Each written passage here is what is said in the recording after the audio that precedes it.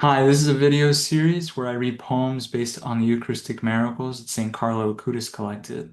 The website where you can find them is linked in the description. For this miracle, let's pretend we're thieves. We have snuck into the sacristy and stolen a host from the chapel. We are clever, so we have snuck it into our gloves. And we climb our horse and we don't rush towards the neighboring village, but we don't take the main road either.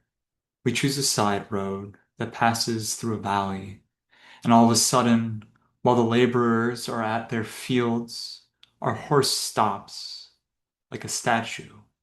It won't move, and even though we were careful, even though we planned it all, we do know we shouldn't dawdle here. So we beat the horse to get it to move.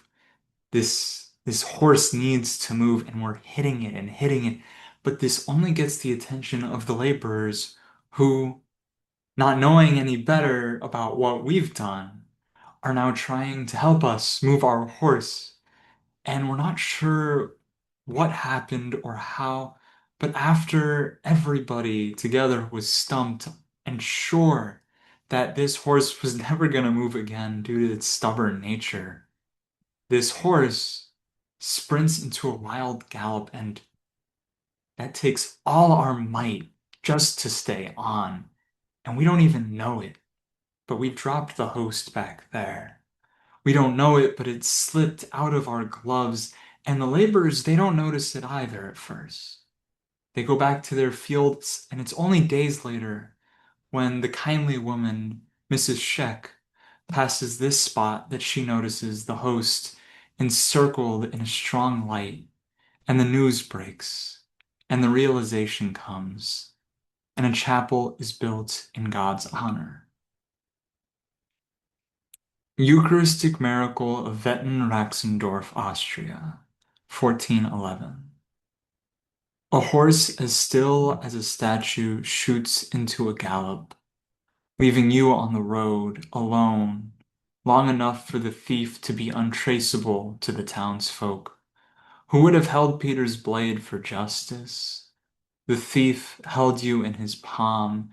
You bled while he beat his horse. You were broke, together with bleeding flesh. Mrs. Scheck picked you up, and there is this chapel, simple thing with flowers and brick and plain white walls, protecting the ground you laid on for days, in agony, because you don't want to be saved at the cost of us.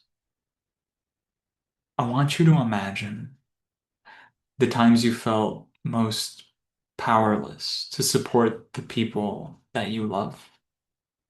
Maybe it was a sickness they were going through, or a series of bad decisions, or just a bad situation that nobody could have predicted. Maybe that's something you're going through right now. For Jesus, he quite literally has all of those solutions, those possibilities, those capabilities that we don't have. Daily, he's had to deal with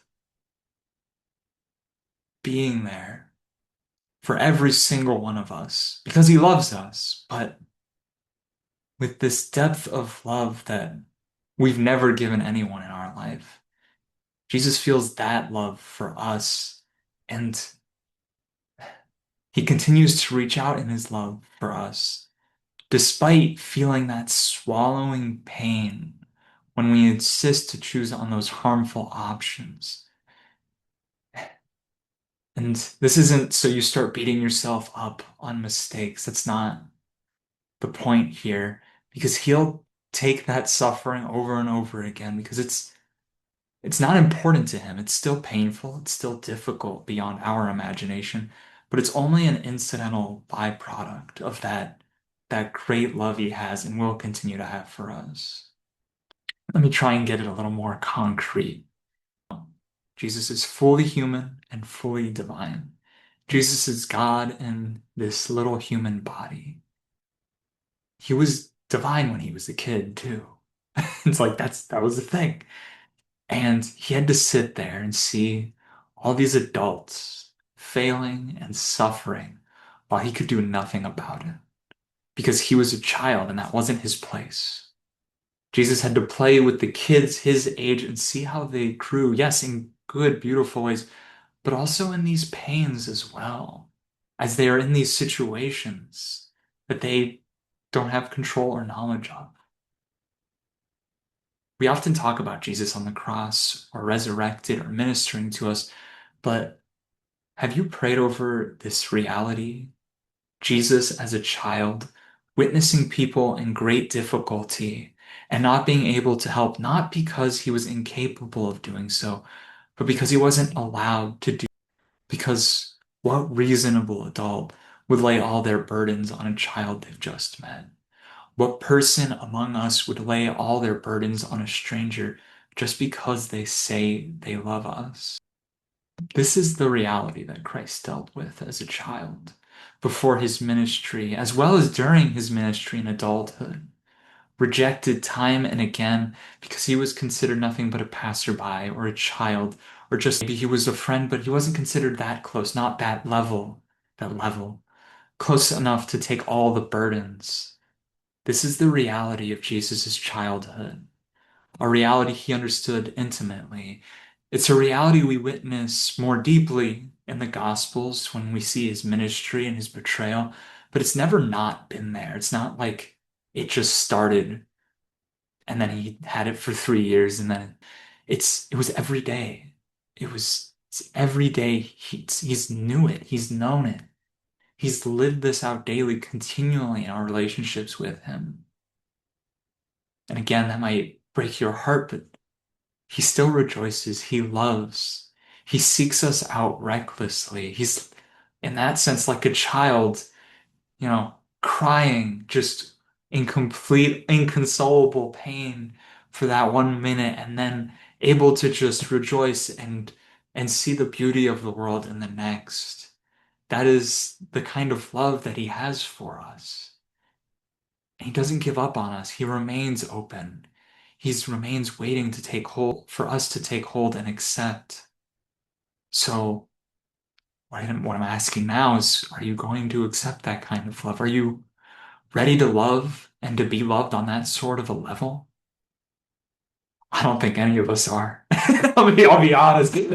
I say that, I'm like, nope, not yet. Like, that's what grace is for. That's why God is there to help us, because that's why, God always says it's the children, it's the children. The children are able to love on that level, but we, in our adulthood, in our learning, our knowledge, we lose that at some point. To love like a child, to be on that level, in quotes, of love, it's all right that we're not there. It happens. It's okay. It's okay to be powerless and stuck and uncertain. But I want to invite you to just look to Christ and to take just one more step towards Him. That's all that you need right now. It's all that's necessary. It's all you're called for. Just one extra step, like a child in love.